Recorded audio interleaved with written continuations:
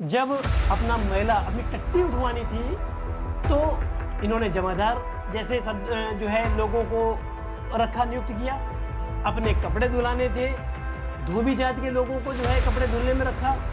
अपने जूते साफ कराने थे तो मोची चमार जाति के लोगों को जो है मोची के पद पे नियुक्त किया। सामान्य जाति के लोगों को ये बर्दाश्त नहीं हो रहा है, इसलिए धीरेन्द्र शास्त्री जैसे पाखंडी लोग जो कि भारतीय जनता पार्टी के दल हैं ये। भैया अब दंगा नहीं कराओगे, पुलवामा हमला नहीं करवाओगे तो चुनाव कैसे जीतोगे? ब्राह्मण, क्षत्रिय, वैश्य, शूद्र और अछूत, जिसमें अछूतों की बहन बेटियों को ना कपड़े पहनने का अधिकार था, ढकने का अधिकार नहीं था। सती प्रथा जैसी कुप्रथाओं का जो है प्रचलन था। उनका काम था, श्री राम का काम था कि केवल मर्यादा पुरुषोत्तम श्री राम कहा जाता है उनको। तो हमारे ऊपर अत्याचार मुसलमानों ने किया कि ठाकुरों पंडितों ने किया? विचारक ये कहते थे कि नेता जो है लाशों की राजनीति करते हैं। अगर हम सब हिंदू हो गए हैं तो पंडित भी अपनी लड़की की शादी किसी दलित के घर में कर सकता है ना। बड़ी बड़ी जातियों से होते हैं, वो किसी दलित के गाँव जाते हैं, दलित का घर चुनते हैं, उसके यहाँ खाना बनता है, फिर वहाँ खाते हैं।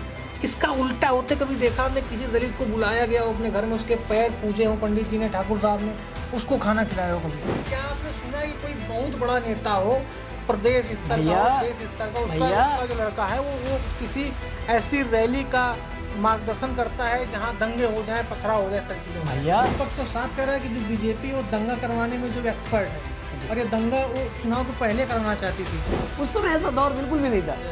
अगर कोई दूल्हा घोड़े पे बैठ के जाता था तो उसको अपमानित किया जाता था, गोली मार देते थे, दुल्हन को उठा ले जाते थे मंडप से।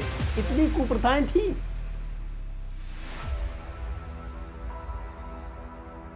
दोस्तों नमस्कार, आप सभी का हमारे सोशल मीडिया प्लेटफॉर्म पर स्वागत है। और दोस्तों आज हम लोग एक बार फिर से विष्णु कुशवाहा जी के साथ हैं। आप सब जानते हैं कि विष्णु जी राजनीति में कितना सक्रिय हैं। लगातार जो है दलित की, पिछड़ों की आवाज़ ये देश प्रदेश तक उठाते रहते हैं और अपने क्षेत्र के तमाम मामले ये ऊपर तक ले जाने का निरंतर काम कर रहे हैं। और इस वक्त जो देश में चल रहा है, जो धर्म को राजनीति से जोड़ा जा रहा है और दुनिया भर की चीज़ें और चल रही हैं, आज उन सभी मामलों पर हम विष्णु जी से सार्थक चर्चा करने वाले हैं, इसलिए वीडियो में अंत तक जरूर बने रहिएगा। तो विष्णु जी, सबसे पहले तो आपका हम धन्यवाद करना चाहेंगे, आपने अपना कीमती समय निकाल के हमारे साथ आप बैठे हैं। इसके लिए बहुत बहुत आभार व्यक्त करता हूं गौरव जी, बहुत धन्यवाद। और दूसरा जी, सबसे धधकता हुआ सवाल है कि इस वक्त क्या देश में धर्म का राजनीतिकरण किया जा रहा है? राजनीतिकरण वैसे हम नहीं कहेंगे। राजनीति में धर्म गुरुओं का क्या काम है? आज ये सब लोग मिलकर के हिंदू राष्ट्र बनाना चाह रहे हैं और हिंदू राष्ट्र की परिभाषा है मनुस्मृति को लागू करना, जिसमें एक विशेष जाति के लोग, पंडित ठाकुर जाति के लोग दलित और पिछड़ों पे अत्याचार करते रहे हैं और वही ये साम्राज्य फिर से स्थापित करना चाहते हैं। जैसे अभी मुझे बताइए कि 26 जनवरी 1947 से पहले जो देश में थी वो वर्ण व्यवस्था लागू थी और इस वर्ण व्यवस्था में समाज 5 वर्णों में बटा हुआ था। ब्राह्मण, क्षत्रिय, वैश्य, शूद्र और अछूत, जिसमें अछूतों की बहन बेटियों को ना कपड़े पहनने का अधिकार था, स्तन ढकने का अधिकार नहीं था। सती प्रथा जैसी कुप्रथाओं का जो है प्रचलन था। बाल विवाह जैसी कुप्रथाएं लागू थी और ना जाने कितनी कुप्रथाएं हैं जो लागू थी। और यही हिंदू धर्म है, यही सनातन है और यही सनातनी है। जो कुछ जाति के लोग ब्राह्मण, क्षत्रिय जो अपने आप को लिखते हैं, ये लोग पिछड़ों पे, दलितों पे अत्याचार किया करते थे। और ये आज संविधान जब पारित हुआ तो इनको सम्मान से जीने का अधिकार मिला। और ये सम्मान, पिछड़े दलितों को जो सम्मान मिल रहा है, ये सामान्य वर्ग बिल्कुल नहीं चाहता है, खासकर पंडित और ठाकुर वर्ग बिल्कुल नहीं चाहता है कि इनको जो है समाज में बराबरी का दर्जा मिले। केरल में एक क्षेत्र है त्रावणकोर के नाम से उसको जाना जाता था जी। स्तन टैक्स वाली बात बताई आपने जी। इसको गूगल कर सकते हैं आप लोग। हाँ। केरल का त्रावणकोर आप गूगल कर लीजिएगा, वहाँ स्तन टैक्स लगा था। और इसको इस बारे में पढ़ा हमने जब, तो उसमें साफ साफ लिखा हुआ है कि जब कोई अफसर या ब्राह्मण दलित महिलाओं के जो जो बहुत गरीब थी, उनके घरों के सामने से निकलते थे तो उन्हें अपने जो स्तन हैं वो खोलने पड़ते थे, और यही टैक्स जो है ये उच्च वर्ग की महिलाओं पे लागू नहीं होता था। तो ये अब ये बताया ना कि ये अगर हिंदुत्व में समानता थी तो ये दुर्व्यवहार क्यों? एक विशेष जाति जो कि ठाकुर या पंडित जाति से जो महिलाएं आती हैं उनको अपने स्तन ढकने का अधिकार था, और दलित और पिछड़े में और जो अछूत जाति के लोग थे उनकी महिलाओं को जो है स्तन ढकने का अधिकार क्यों नहीं था? अगर वो ढक लेती थी तो उनको स्तन कर देना पड़ता था जी। उनको अपने स्तन के वजन और आकार के अनुसार उनको उसका कर देना पड़ता था। अभी बताइए कि ना तो उनको काम करने का अधिकार था, ना धन अर्जन करने का अधिकार था, तो ऊंचे या किसी भी पदों में रहने का अधिकार नहीं था। अब ये ठाकुर और पंडित जाति के लोगों को जब अपना महिला अपनी टट्टी उठवानी थी तो इन्होंने जमादार जैसे सब जो है लोगों को रखा, नियुक्त किया। अपने कपड़े धुलाने थे, धोबी जाति के लोगों को जो है कपड़े धुलने में रखा। अपने जूते साफ कराने थे तो मोची चमार जाति के लोगों को जो है मोची के पद पे नियुक्त किया। लेकिन मुझे ये बता दें कि उस दौर में कि कौन से दलित व्यक्ति को स्तन ढकने का और सम्मान से जीने का अधिकार था? बाबा साहब के संविधान लिखने के बाद जब इन सब लोगों को सम्मान से जीने का अधिकार मिला तो वो सम्मान पंडित समाज और ठाकुर समाज, सामान्य जाति के लोगों को ये बर्दाश्त नहीं हो रहा है। इसलिए धीरेन्द्र शास्त्री जैसे पाखंडी लोग जो कि भारतीय जनता पार्टी के दल्ले हैं, ये उनके एजेंट हैं और उनका जो है धर्म को जो है एकजुट करने का काम कर रहे हैं। जो आज बटोगे तो कटोगे वाला जो नारा दे रही है बीजेपी, और इस नारे को जो हिंदू धर्म गुरु ये आगे बढ़ा रहे हैं, तो हमारे ऊपर अत्याचार मुसलमानों ने किया कि ठाकुरों पंडितों ने किया? तो मैं साफ साफ कह रहा हूं कि हमें एक ऐसे शासक मुगल शासक का नाम बता दो जिसने हिंदू धर्म के लोगों पे या दलित या पिछड़ों के जाति के लोगों पे अत्याचार किया हो। और अशफाक उल्लाह खां जैसे क्रांतिकारियों ने देश की आज़ादी में बढ़ चढ़ के हिस्सा लिया। तो अब ये बताइए, क्या ये देश मुस्लिमों का नहीं है? क्या मुस्लिमों ने अपने देश की आज़ादी के लिए बलिदान नहीं दिया? तो अशफाक उल्लाह खां कौन है? क्रांतिकारी है ना, है? और इनका जो है लोग ये हिंदू के ठेकेदार क्यों नहीं नाम लेते हैं? और अगर ये क्रांतिकारी हैं, देश की आज़ादी की लड़ाई लड़े हैं, तो भैया इनको जो है इस देश पे अधिकार क्यों नहीं? बिल्कुल। दूसरी बात गौरव जी, जैसे ये लोग कहते हैं हिंदू के ठेकेदार बने हैं भारतीय जनता पार्टी के नेता, तो मैं कुछ लोगों के भारतीय जनता पार्टी के नेताओं के नाम गिनाना चाहता हूं जिनके दामाद मुस्लिम हैं। अब देखिए, पूर्व सांसद मुरली मनोहर जोशी के जो दामाद हैं वो शहनवाज हुसैन हैं। कैसे हिंदू राष्ट्र बनाएंगे आप? सुब्रमण्यम स्वामी की बेटी का जो पति है नदीम हैदर, मतलब बनाएंगे आप मुस्लिम को दामाद और पब्लिक को ज्ञान देंगे हिंदू एक हो जाओ। इनको भारतीय जनता पार्टी के नेताओं को हिंदुओं पर खुद भरोसा नहीं है कि सुरेश अवस्थी सीसामऊ विधानसभा में कहते हैं हिंदुओं ने वोट नहीं दिया। वोट किसने दिया? किसने वोट? सही बात। मुस्लिम ने वोट नहीं दिया, हिंदुओं ने वोट नहीं दिया, तुम्हें वोट मिला कैसे? रनर प्रत्याशी कैसे हो गए भाई? तो ये यहाँ से इनका दोगलापन साफ साफ दिखता है। हमारे देश के जो युवा हैं इनको इतिहास नहीं पता है, इनको इतिहास नहीं पता है।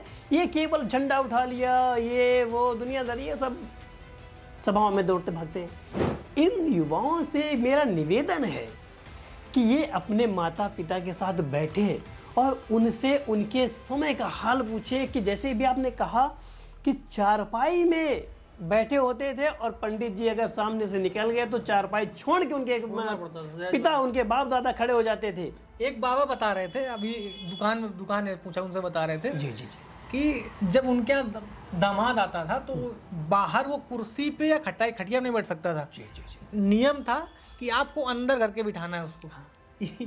ये था भाई किसी भी सम्मानित व्यक्ति को बाहर दरवाजे पे बैठा करके सम्मान नहीं देना था, ये मूल उद्देश्य था। और जैसे पहले, अभी इस समय आप देखते हैं कि हम सभी समाज में शादियां होती हैं और सम्मान, दूल्हे को कार से जाना होता है, घोड़ी में बैठ के जाना होता है। उस समय ऐसा दौर बिल्कुल भी नहीं था।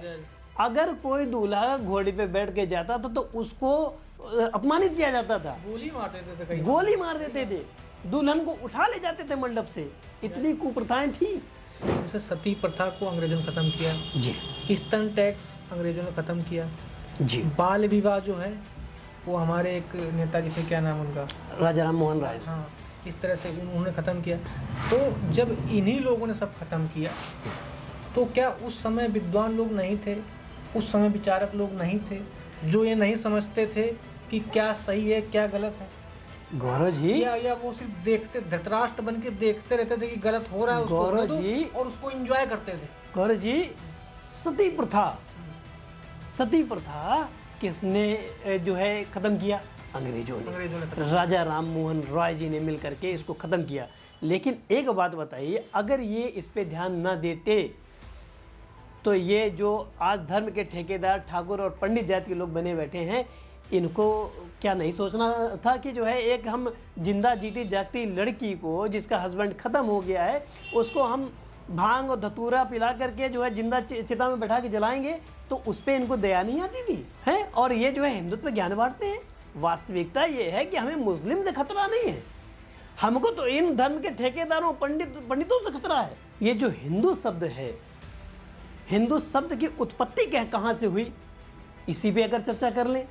क्योंकि हिंदू हमें बता देना कि मैं तो मानता हूं कि हिंदू शब्द ही एक गाली है, हिंदू शब्द ही गाली है भाई। अगर हम हिंदू हैं और आप भी हिंदू हो तो भैया ये बताओ फिर काशी कुर्मी धोबी धानु चमार पासी ठाकुर पंडित क्यों?